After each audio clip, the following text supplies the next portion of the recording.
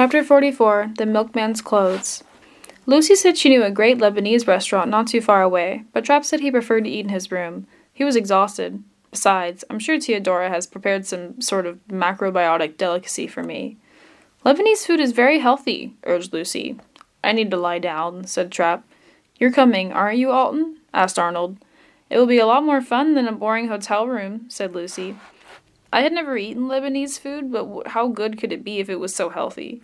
Besides, I'd always wanted to order room service. Not for Alton, said my uncle. They have video games in the rooms. Ha!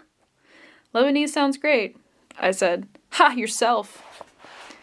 First I had to escort him to his room. So you've played bridge a few times? He suddenly asked me in the elevator. Twice, I said. Once at my house, and then Thursday at the bridge studio with Tony. I waited for some comment, and he said nothing more about it. He didn't even ask how we did. I think maybe he was mulling it all over, letting it sink in. Theodora opened the door to his suite. Did you get knocked up? She asked, taking Trap from me. Knocked out, said Trap. No, we're still in it. Knocked up means you're pregnant. Theodora squeezed my arm and said, Well done, Alton, as if I deserved the credit for the victory. Knockouts go quicker than pairs games since you play board after board against the same opponents and don't have to wait for everyone else to finish and then move to a new table. Lucy's husband and Arnold's wife still had 3 rounds to go in the pairs game when we left for the Lebanese restaurant in Arnold's rental car. Is he really going to Chicago? Lucy asked. He booked the rooms, said Gloria. You think he's up to it? Asked Arnold. To tell you the truth, said Gloria, I think the Nationals are what's keeping him alive. He'll win, I said. You just knocked out 2 world champions. Their husbands weren't exactly world champion caliber, said Arnold. The Lebanese restaurant was in an old cement factory that now housed quite a number of upscale shops and restaurants. There were lots of exposed pipes and odd-looking pieces of machinery, but it was all for decoration. Lucy ordered a bunch of appetizers and salads for the table. It tasted pretty good to me, and everybody seemed to be enjoying the meal until I ruined it by asking, So whatever happened to Annabelle? All I got for an answer was 3 cold stares. I knew Gloria didn't want me talking about Annabelle in front of Trap, but he wasn't around now, so I didn't see the harm. I pressed on. Why has it been so long since Trap played a national tournament? I asked. Did something happen the last time? Is that why Annabelle went insane? Who told you she was insane? Lucy asked sharply. Her tone of voice caused me to shrink back.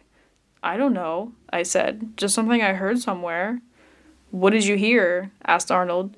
She gave the milkman $1,000 for his clothes, and then made him wear her clothes. Their stares grew colder. Maybe I heard wrong. I don't remember exactly. If you don't know what it is you're talking about, then you really shouldn't talk about it, should you? Asked Lucy. Her anger surprised me. She did not make the milkman wear her clothes, said Arnold. Annabelle gave him some of Henry's clothes. There was nothing untoward about it, said Gloria. They changed in separate rooms. Annabelle put on the milkman's uniform in order to sneak out of her house and play with Trap and the Nationals. Her husband kept her locked up like a criminal, said Arnold. The servants were under strict orders not to let her leave the house.